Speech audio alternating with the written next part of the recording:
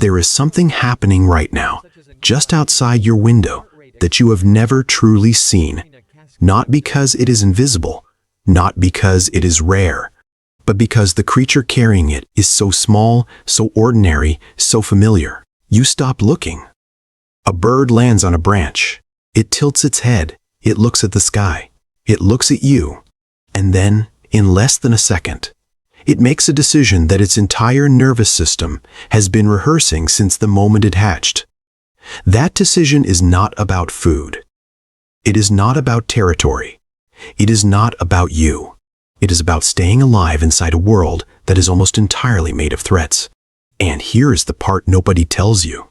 That fear, the specific, architectural, bone-deep fear that small birds carry in their bodies every single second of every single day, shapes nearly everything they do.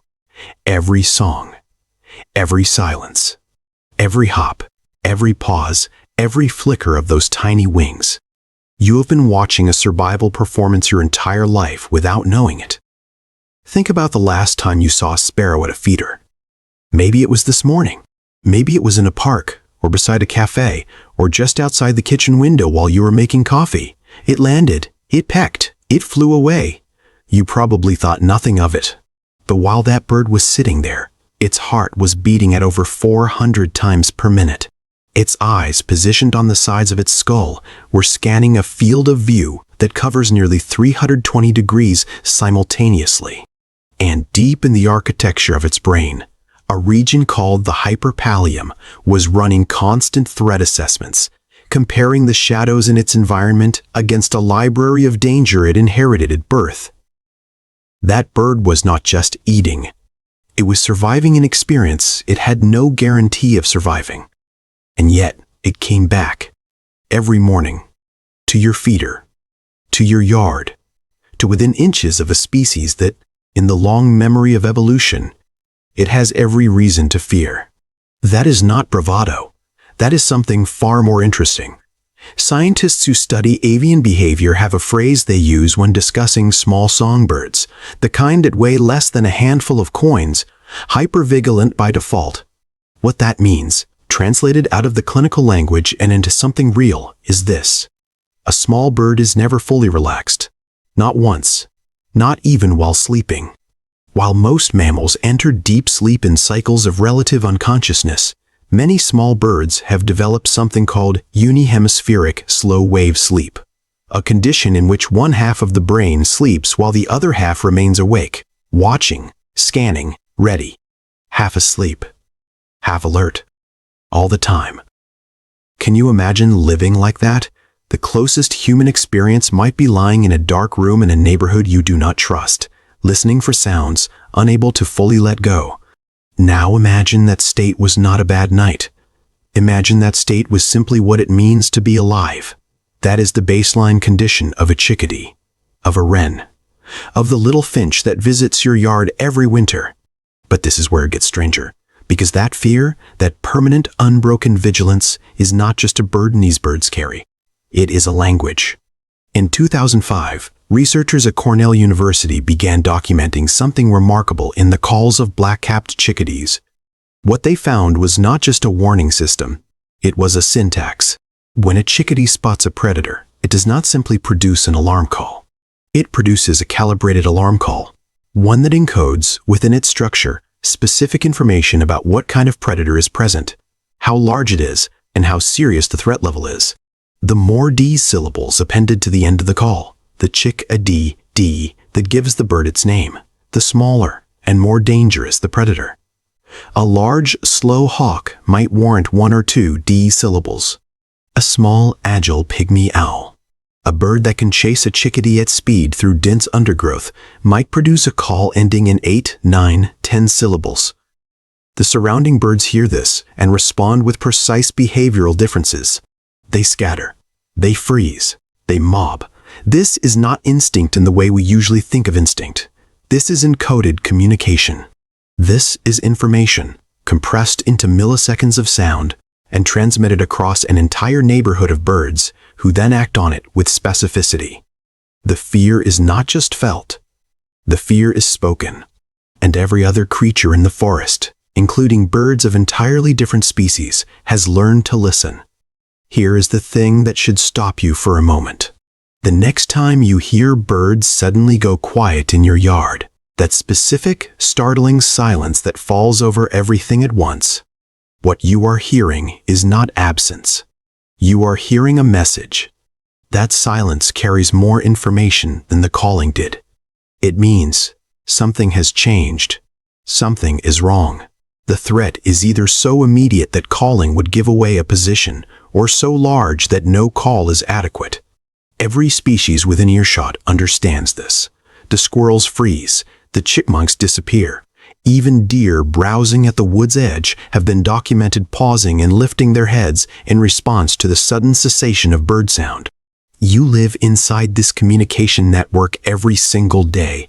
It runs through your backyard, through the park where you walk, through the hedgerows and the street trees, and almost none of us know it is there. But the birds do not just broadcast fear, they also hide it. And that is where this becomes genuinely unsettling. One of the most astonishing adaptations in small birds is not related to their calls, or their sleep patterns, or their extraordinary eyesight.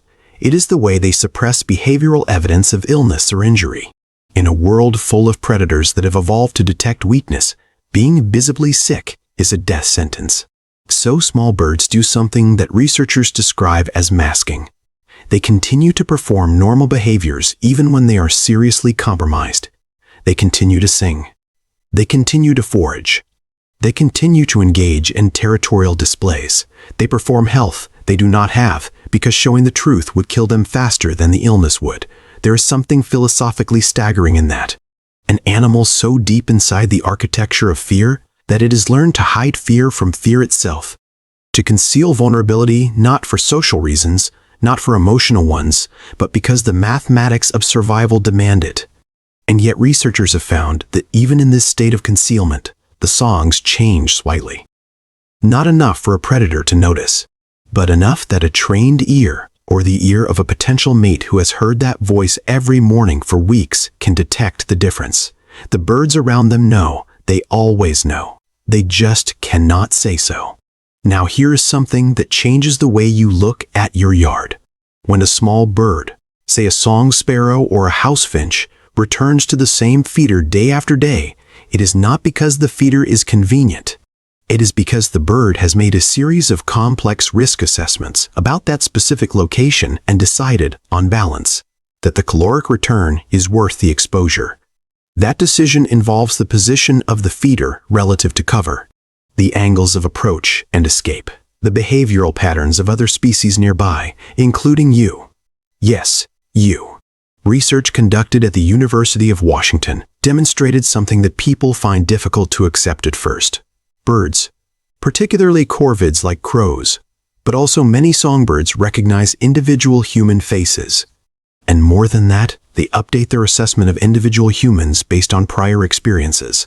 If you have ever moved slowly around birds and found they tolerate your presence more than they seem to tolerate others, that is not coincidence. The bird has categorized you. It has decided, based on a history it remembers better than you probably realize, that you are not a threat. You have been evaluated. You passed. But the evaluation is ongoing. The fear never fully lifts. You are simply filed under manageable. There is a bird behavior called post-fledgling following, the period just after a young bird has left the nest, when it is still learning the geography of fear. In these weeks, the juvenile birds follow their parents not just for food, but for something more fundamental. They are learning which silences to trust. They watch where their parents look. They watch what makes their parents freeze. They watch the specific angle of a shadow that causes alarm versus the shadow that does not. They are downloading a threat map of their immediate world, one that they will carry for the rest of their lives, updating it continuously as they encounter new information. This means that the fear a small bird carries is not purely inherited. Part of it is learned. Part of it is social. Part of it was taught to them by someone who loved them, in the only language available, before they were ready to survive alone. That is not so different from what happens to us. But perhaps the most remarkable thing about the fear that governs a small bird's life is not its presence. It is what happens despite it. A male nightingale, weighing less than an ounce, will fly from sub-Saharan Africa to northern Europe. A journey of thousands of miles across open ocean, desert, and mountain ranges, entirely alone, navigating by stars and magnetic fields that humans spent centuries failing to detect. He arrives, he finds territory, and then at night, while most things sleep and the darkness is at its most unreadable, he opens his throat and sings, not to call, not to warn, to attract, to be heard, to make the risk of that sound, in that darkness, worth taking. The song of a nightingale at 2 a.m. is not just beautiful. It is an act of extraordinary courage from a creature that has every biological reason to stay silent. The fear is real. The fear is total. The fear is the entire operating system. And still, the song rises. There is a researcher named Daryl Jones who spent years studying the way urban birds interact with human-supplied food. What he found, buried inside data about feeding behavior and population trends, was something that stayed with him long after the study was finished. The birds that come to feeders in cities and suburbs are not the desperate ones. They are not the weakest birds, scraping for resources at the margins. They are often among the most behaviorally flexible, the most cognitively sophisticated, the most capable of reading a complex and unpredictable environment. They have chosen proximity to us, not because it is safe. It is not. But because they have made calculations that none of us will ever fully understand and arrived at conclusions we would do well to respect. Every bird in your yard made a decision to be there. Every visit is a small act of trust, contingent, recalculated each morning, never taken for granted. You did not earn it easily. You are simply somewhere on a spectrum between threat and neutral. And on the right morning, with the right light and the right stillness, something extraordinary happens. They let you be close. Think again about that sparrow at the feeder, the one you saw this morning, or last week, or some quiet afternoon when you weren't really paying attention. It weighed 20 grams. Its heart was beating hundreds of times a minute. Its brain was running fret models more continuously than most computers ever will. It had survived the night, which, for a small bird in the open world, is never guaranteed. It had found food. It had read the shadows. It had listened to the silence and decided the silence meant nothing dangerous. Not yet. And then it landed. Right there. Inches from the glass. Inches from you. Something in its nervous system decided that proximity to a large, slow, unpredictable primate was acceptable. That the seeds were worth the risk. That this particular corner of this particular yard, on this particular morning, was close enough to safe. That bird was afraid the entire time, and it came anyway. Maybe that is the thing about small birds we have been failing to understand. We look at them and see fragility. We see smallness. We see creatures defined by what they must flee from. But what they are actually showing us, every morning, every winter, every migration, every note sung into darkness, is what it looks like to live fully inside fear, without letting fear be the final answer. The yard looked ordinary. It wasn't. The silence you heard was speaking. The birds were teaching something. You just have to stop long enough to realize you've been enrolled in the lesson for years. Have you ever had a moment in your yard or neighborhood, a moment with a bird, that made you see them completely differently? Tell me what happened. I want to know.